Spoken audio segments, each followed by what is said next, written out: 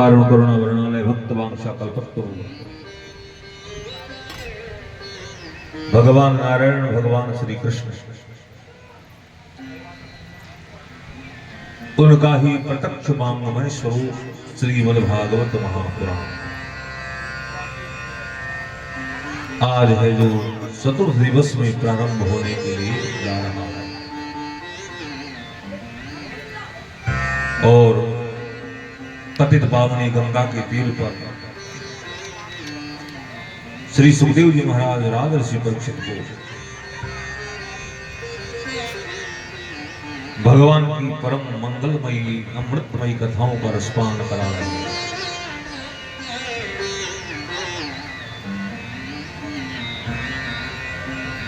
राजर्षि परीक्षित को श्राप लगा हुआ है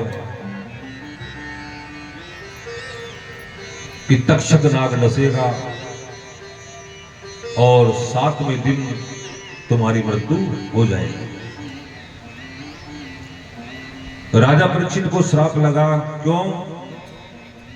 क्योंकि उन्होंने एक ऋषि का अपमान कर दिया। ऋषि के गले में मरा हुआ सर्प डाल दिया।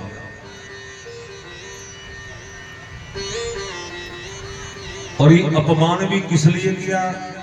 भूख और प्यास के कारण। ये जो जीव है ना, ये भूख और प्यास के कारण ही पाप करता है।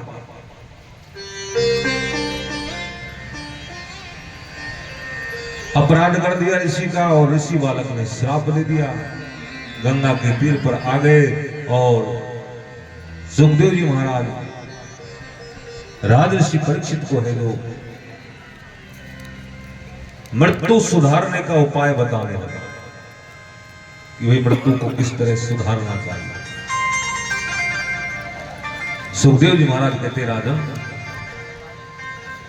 ये जो जीव है ना इस संसार में मोह रूपी रात्रि में है जो सो रहा है और जिस दिन इसने मोह रूपी रात्रि का त्याग कर दिया यानी मोह से जग गया, उस दिन इस जीव का कल्याण हो जाएगा। कि मोह निशा सब सोवनिहारा और देखई सपन अनेक प्रकारा। ये जो जीव है ना, जिस तरह हम रात में सो जाते हैं अपने चारपाई पर पलंग पर और सोते सोते तरह तरह के सपने देखते हैं। कभी तो हम कहां के राजा बन गए, कभी कहां घूमने जा रहे हैं और जैसे ही आंख खुली सपना पूरा हो गया। जहां सोए थे वहीं के वहीं पड़े के पड़े रहे। सुखदेव जी महाराज कहते हैं कि राजन, इसलिए मोह रूपी रात्रि से जगो और भगवान का भजन करो। और वही जीव जगा हुआ है जो है जो जग करके भगवान का भजन करता है। कि जानी है जब ही जीव जब जागा, हो जानी है जब ही जीव जब जागा। जब सब विषय विलास विरागा, जब सब विषय विलास विरागा।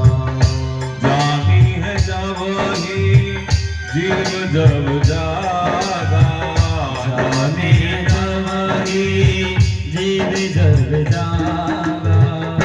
जब सब विषय विलास विरागा, जब सब विषय विलास विरागा। सुखदेव जी महाराज कहते हैं कि राजन, जब ये जीव जग जाएगा अर्थात मोह से इसका मोह जब हट जाएगा तो महाराज ये स्वतः ही है जो इस संसार को स्वप्न की तरह